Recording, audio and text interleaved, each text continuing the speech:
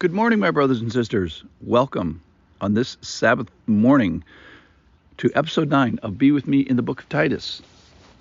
We've been in this little bit of series where believers are being asked to adorn the doctrine of the gospel, no matter what circumstances that they find themselves in, no matter what their work situation or age or differences in the church. That is to make your circumstances, good and bad, making Jesus look good. That's what adorning the gospel is. Make it attractive.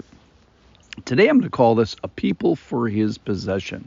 And this is from Titus chapter 2. Let me read it here first of all. So right after he talks about in everything that they may adorn the doctrine of God the Savior. Then verse 11, 2:11.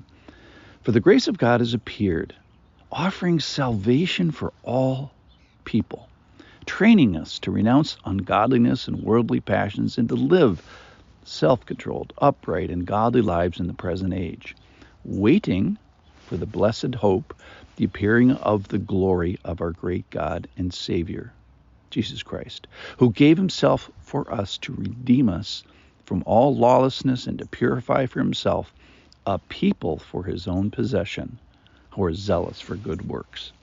So I'm going to title today, A People for His Own Possession. We're going to major on that today. It talks about, in verse 12, it talks about learning and training. And I was thinking about, I'm sitting out here in the morning sunrise, and I love the mornings. I love the sunrise. I love the early hours. Well, is it because of the time of day? Maybe a little bit, but really it's what happens during that time of day.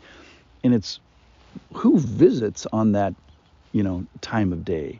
So we're supposed to be trained to be renouncing ungodliness, worldly passions. But, my protest is, wait a minute, isn't that the fun stuff? Well, it's fun only if there isn't something more fun. And that's what this training is, at least, and that's what happens to me early in the mornings. Then it says live. So living godly lives. We're supposed to live lives that adorn the gospel, ordered, consistent, and winsome towards the gospel.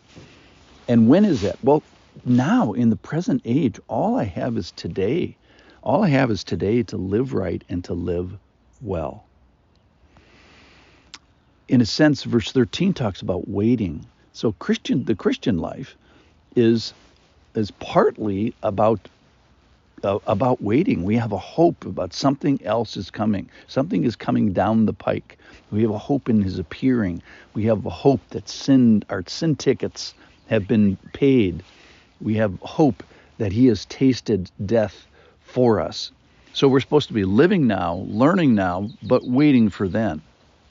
And in the meantime, this is my favorite part of today, is a people for his own possession. Be a part. He wants us to be a part of a people for his own possession. So he came, he appeared, he gave, and he redeemed individuals and individuals collectively. He redeemed a people. And that is a people for his own possession. So what does that mean? A people for his own possession is actually one Greek word. It means to be a chosen people or a special people. Sometimes it's translated as a peculiar people.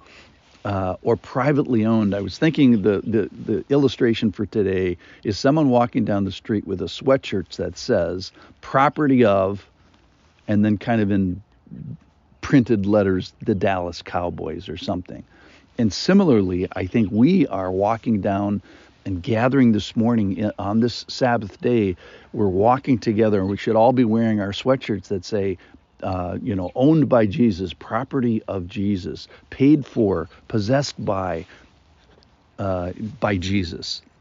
And I cannot wait today to a little bit later on, go be a part of this people. Today is the Lord's Day, and the Lord's Day is for the Lord's people. So I wish for you that you would plant yourself in the midst of his possessed people on this day. He's declared his intent that we be trained and that we be possessed by him and that we be a people, a part of his possession. So I have two questions today. One is a personal question. Does God possess you? And it says here that he brought salvation for all people. That is, he offers salvation for you. And that doesn't come by osmosis. It comes by choice. It comes by receiving by faith, just like it always has.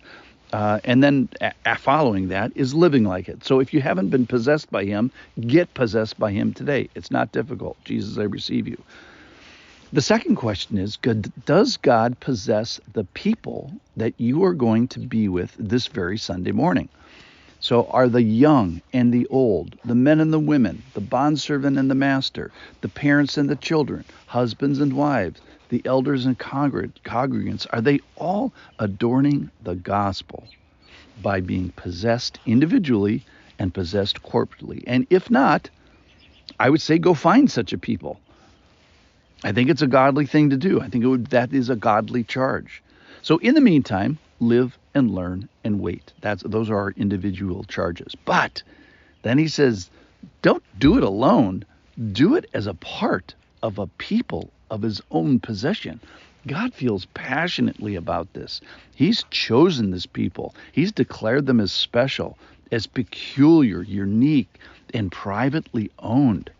So as we go today, I will see you in church this morning in a group of people who are a people for his own possession, and in a sense, walking around with their sweatshirts on that says, property of Jesus. Go find such a people this morning. I can't wait. If you're part of my church, I can't wait to see you. See you there.